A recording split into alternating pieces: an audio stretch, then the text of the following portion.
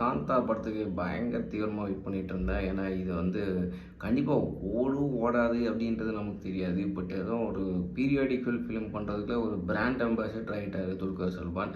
அதனால் இந்த படம் வந்து எம்கேடியோட தழுவல் இருக்கும். காந்தான்ற பேர் நமக்கு தெரியும். எம்ஆர் ராதா ராதான்னா அதுக்கு பின்னாடி இருக்கிற கான்ட்ரவர்சின்னு போயிட்டே இருக்கும். நான் அந்தளவுக்கு இமேஜின் பண்ணிட்டேன் பாலிடிக்ஸு. ஸோ படத்தில் வந்து ஒரு டேரக்டர், ஆக்டர் 2 பேர்த்தோடைய ஒரு ஈகோ கிளாஷ் இவ்வளோ தான் முடிஞ்சு போச்சு படம். அதுக்கு நடுவில் ஒரு மர்டர், அப்புறம் ஒரு இன்வெஸ்டிகேஷன் செகண்ட் ஹாஃபில். ரொம்ப சிம்பிளாக ஒரே செட்டில் முடிச்சிட்டாங்க. ஆனால் ட்ரெய்லர் பார்க்க பயங்கர பிரம்மாண்டமாக இருந்தது. நிறைய லொக்கேஷன் எடுத்த மாதிரிலாம் இருந்துச்சு. ஒரே ரூமுக்குள்ளே 4 ஆங்கிள் வச்சு மாற்றி மாற்றி எடுத்துருக்குறாங்க. அதான் உண்மை.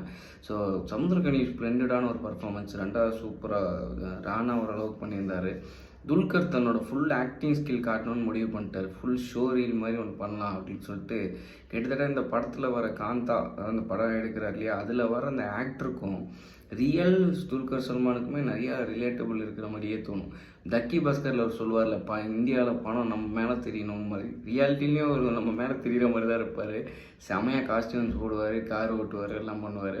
ஸோ அந்த மாதிரியே இதில் வந்து ஃபுல் ஆக்டிங் ஸ்கில்லை வெளிப்படுத்தணும் அப்படின்னு சொல்லிட்டு இறங்கிட்டாரா என்னன்னு தெரில.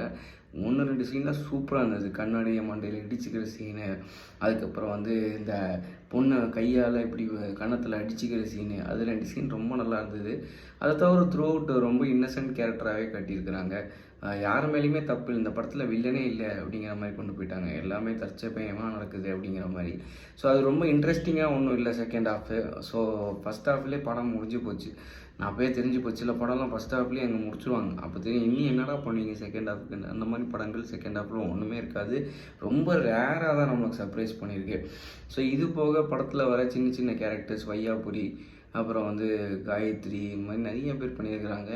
சின்ன சின்ன கேரக்டர் அவங்க என்ன பண்ண முடியுமோ பண்ணிட்டு போயிருக்காங்க. பட் டெப்த் இல்லை, லவ் சீன்ஸில் டெப்த் இல்லை.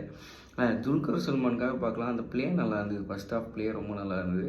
செகண்ட் ஹாஃபில் இன்வெஸ்டிகேஷன் பேரில் ராணா சரி கொஞ்ச நேரம் தாக்கு பிடிக்கலாம், அதில் ஒன்றும் விஷயமே இல்லையே, யாருன்னு தெரிஞ்சதுக்கப்புறமும் நீ எங்களை கட்டி போட்டு வைக்கிற அப்படின்னா அதில் ஏதாவது ஒரு இன்ட்ரெஸ்டிங்கான ட்விஸ்ட்டு, பிளாட் ட்விஸ்ட்டு ஏதாவது இருந்ததுன்னா நாங்கள் பார்ப்போம். பட் இதில் ஒன்றும் பெருசாக இல்லை. எம்கேடி அப்படின்னு சொல்லப்படுற எம்கே தியாகராஜ பாகவதர் அப்படிங்கிறவரை பற்றி கேள்விப்பட்டிருப்போம்.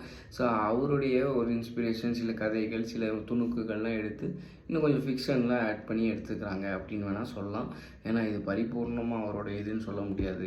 ஸோ ஓவராலாக சும்மா ஒரு பிஞ்சு வாட்ச் தான், ஓடிடியில் பார்க்கலாம், அவ்வளோதான்.